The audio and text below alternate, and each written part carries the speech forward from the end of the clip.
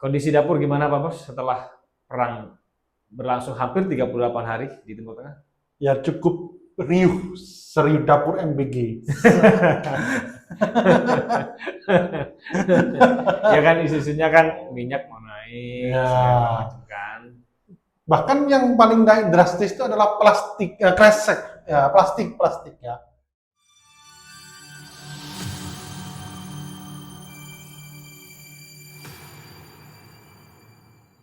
Kabar terbaru dan terupdate, Donald Trump menerima proposal Iran dan karenanya dalam seminggu ke depan dikabarkan ada gencatan senjata atau ceasefire. Nah, dalam serial Mode Kopi kali ini kita akan bicarakan bukan soal ceasefire-nya, tapi soal bagaimana perang itu berdampak tidak hanya di wilayah global, tapi bisa sampai ke dompet kita dan ruang-ruang dapur itu. Bersama serial Mode Kopi, kita akan membicarakan itu, teman-teman. Saya Herdanto A, Pemimpin Redaksi Tugu Malang, dan Saya Ilham Tarik, CEO Tugu Media Group. Ya, kita akan membahas soal perdapuran. dampak perang. Dampak perang. Kondisi dapur gimana Pak Bos setelah perang berlangsung hampir 38 hari di Timur Tengah? Ya cukup riuh, serius dapur MBG.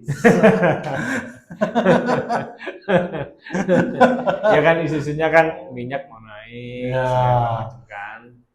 Bahkan yang paling naik drastis itu adalah plastik, kresek, ya plastik ya. Yang ada unsur-unsur itu, ada unsur-unsur plastik itu. Kenapa kok bisa?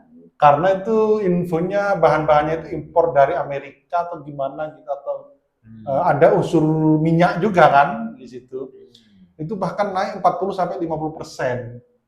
Jadi kalau di Sanan itu keripik tempe tempat saya tinggal itu Menjadi lebih mahal. Menjadi lebih mahal keripik tempe yang awalnya 8.000 bisa ke 9.000, naik ke 1.000.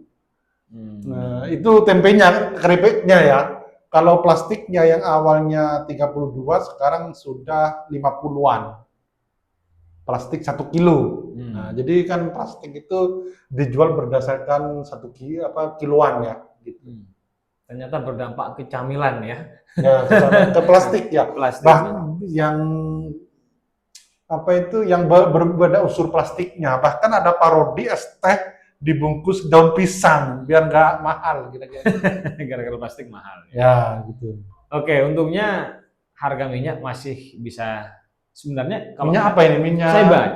Saya baca di beberapa negara-negara luar itu yang selama ini mendapatkan suplai minyak dari Timur Tengah, itu mulai menaikkan harga.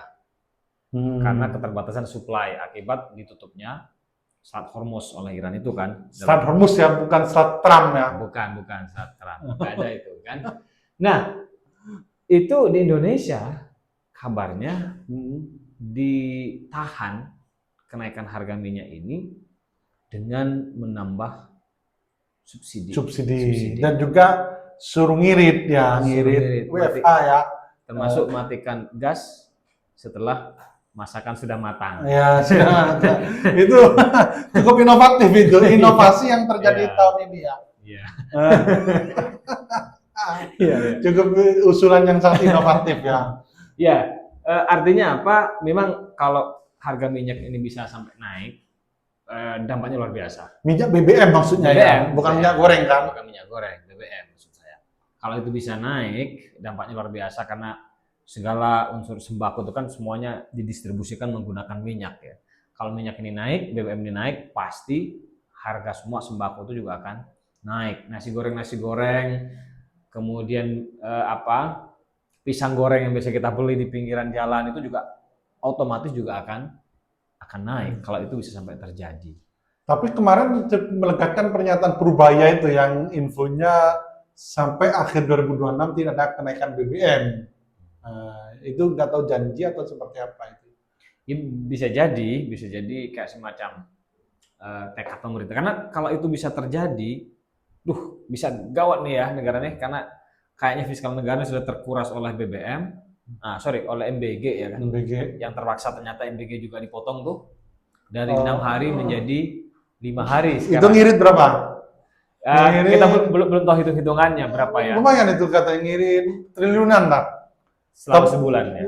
Ya selama sebulan. Tapi kalau dipotong semua kan lebih ngirit ya, misal jadi 3 hari atau jadi 2 hari, kira-kira gitu. Iya, jadi ada upaya-upaya seperti itu karena memang kalau BBM ini bisa naik, wah itu ancamannya kan, ini prediksi banyak pengamat ya, bulan Juli, Juni, Juli ini, andaikan perang ini nggak berhenti, berpotensi ada chaos gitu kan, ya, prediksinya begitu ya. Chaos ekonomi, dan itu bisa berdampak chaos juga, gerakan perlawanan bisa muncul gitu. Karena kondisi mungkin sebenarnya kita tahu lah bahwa problem ekonomi itu kan yang menjadi bahan bakar paling mudah sebenarnya untuk membakar orang untuk turun ke jalan, membakar orang untuk aksi demonstrasi dan segala macam kan. Makanya itu diantisipasi betul kan oleh Menteri Keuangan, termasuk salah satunya begitu. Siap. Dan ini tadi saya punya teman jualan brownies, memposting di WA-nya itu naik. Jadi banyak hal-hal kecil itu yang naik karena perang ini. Jadi sangat terdampak juga memang ya. Ya, mesti. Ya, karena kan sebagian besar sepertinya kebutuhan kayak kimia, termasuk plastik tadi itu kan kayaknya disuplai dari impor juga sebenarnya kan. Makanya ketika keran impor ini ada masalah, ya otomatis terdampak gitu produksi dalam negeri gitu kan. Jadi secara tidak sadar memang dunia ini sangat terhubung gitu ya. Jadi perang dimanapun, masalah dimanapun di Ukraina, Rusia dan lain sebagainya itu berdampaknya kemana-mana, termasuk ke Indonesia kira-kira gitu ya. Iya betul. Jadi saling terhubung gitu. Betul. Kalau kita sebenarnya baca sejarah perang itu, tidak ada sejarah perang itu yang menguntungkan secara keseluruhan. Bahkan bagi yang menang. Dunia. Bahkan mungkin bagi yang menang sekalipun gitu. Secara keseluruhan ya, kita cek saja lah sejarah perang. Bahkan mungkin kalau kita mau agak klasik itu ke dalam perang Peloponnesus dalam tradisi Yunani klasik itu juga dampaknya kematiannya cukup besar. Termasuk perang Persia dengan Romawi dalam sejarah peradaban klasik itu juga menimbulkan kematian juga luar biasa. Persia Romawi itu yang menang siapa? Nggak ada yang menang, tetapi kedua-duanya sama-sama lemah. Makanya kemudian peradaban Islam begitu mudah itu melemahkan Persia dalam sejarah. Karena Persia sudah lemah akibat perang yang panjang dengan Romawi dan tidak ada yang kalah, tapi secara kekuatan sama-sama lemah. Mudahlah kemudian peradaban Islam masuk di situ. Itu dalam konteks sejarah. Dan ini menarik juga kalau kita baca bukunya Yuval Noah Harari misalnya, buku Sapiens itu, salah satu dampak kematian terbesar umat manusia itu selain karena wabah itu juga karena perang.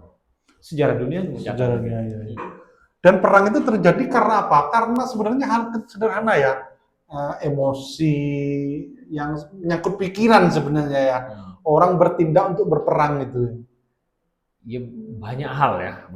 Kalau kita lihat perang di Timur Tengah ini kan, ya kalau ekonomi Amerika mulai ruwet di era George Bush misalnya kan, perang di Timur Tengah ya kan. Ekonomi mulai ruwet era Donald Trump, bikin perang. Kenapa? Di Timur Tengah. Untuk mengambil minyaknya. Ya entah, bisa jadi kalau sedikit ngomong teori konspirasi, bisa jadi itu juga model untuk menguatkan bargaining posisinya dari satu pengusaha tertentu. Bahkan hari ini kan banyak mengatakan di Israel sendiri Netanyahu itu kan terancam karena banyak kasus dugaan korupsi yang mau diusut gitu. Sehingga untuk menunda proses pengusutan itu, isunya ini ya, teori konspirasinya begitu, maka dibikinlah perang di Timur Tengah menyerang Iran itu. Nah, bisa juga ada yang pengakuan itu mantan petinggi militer itu AS, perang ini Iran ini kan nggak membahayakan Amerika secara langsung gitu ya. Nah, itu kan bisa jadi karena hasutan, mungkin hasutan Israel, dan juga persepsi yang berlebihan ya. Misal Iran ingin membahayakan, nah itu membahayakan itu kan nggak bisa dibuktikan ya. Iran membahayakan Israel, membahayakan Amerika itu kan sangat persepsi banget ya, sangat alam pikiran ya. Sebenarnya, yang menjadi penyebab itu. Kalau saya coba baca, cari alasan kenapa AS mau nyerang Iran tuh sebenarnya tidak menemukan alasan yang berbahaya bagi Israel, bagi Amerika ya, kecuali nuklir ya, kecuali nuklir. Soal ekonomi, soal apapun nggak berbahaya. Soal ekonomi mungkin jauh lebih berbahaya Cina daripada Iran. Wow. Iran sudah diembargo 40 tahun lebih gitu juga. Soal apa lagi nggak ada. Nuklir itu kan bisa jadi alasan yang dibuat-buat ya. Bisa jadi, karena dalam hal kita tahu bahwa di era Barack Obama kan juga ada kesepakatan nuklir itu kan, yang dibangun bersama antara Iran dan Badan Nuklir Dunia termasuk. Tapi kemudian diputuskan oleh si Trump juga kan. Itu ya kita nggak tahu juga secara lebih pasti sebenarnya, karena memang ada bacaan juga, ada upaya Rothschild segala macam lah ya, kapitalis, dinasti kapitalis asing terlibat dalam konteks ini. Kaitannya apa? Ya, kaitannya penguasaan minyak segala macam, termasuk kemudian lahirnya BOP itu. Ini konspirasi sih, teori konspirasi, pembuktiannya sulit gitu. Termasuk bahwa kenapa ada BOP, karena memang setelah Gaza itu dihancurin, gitu kan, mau dibangun menjadi wisata New Gaza, wisata dunia, gitu kan. Yang mana dananya dari mana? Dananya dari uang BOP itu. Nah, nanti keuntungannya kemana? Masuk lagi ke dinasti Rothschild. Nah, itu kajian-kajian konspirasi yang memang pembuktiannya agak sulit ya kalau kita mau kaji secara ilmiah misalnya. Siap. Gitu. Jadi ini ya, intinya ketika perang ini bisa jadi kehidupan tidak seperti biasanya ya.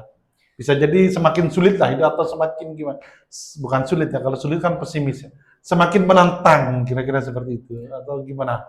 Ya pasti. Perang itu pasti punya dampak kan. Dampak ekonomi, dampak apa sih, lingkungan, macam-macam lah dampak yang bisa kita kaji dari situ. Makanya ketika ada perang ini, ya banyak sektor yang akan mengalami kerugian gitu kan. Itu yang kita lihat dari, ya kalau kita baca sejarah lah ya, sejarah Perang Dunia Kedua, Perang Dunia I, itu kan dampaknya luar biasa, kehancurannya luar biasa terjadi gitu. Itu yang barangkali tidak dibaca di dalam peristiwa perang kemarin ya, antara AS dan Israel yang kemudian menyerang Iran itu. Dan gencatan senjata itu ternyata dipelopori oleh Pakistan ya. Sebagai ininya, mediatornya. Ya, bukan COMBG ya. Walaupun di awal-awal ngebet gitu. Ya. Oke, itu aja mungkin.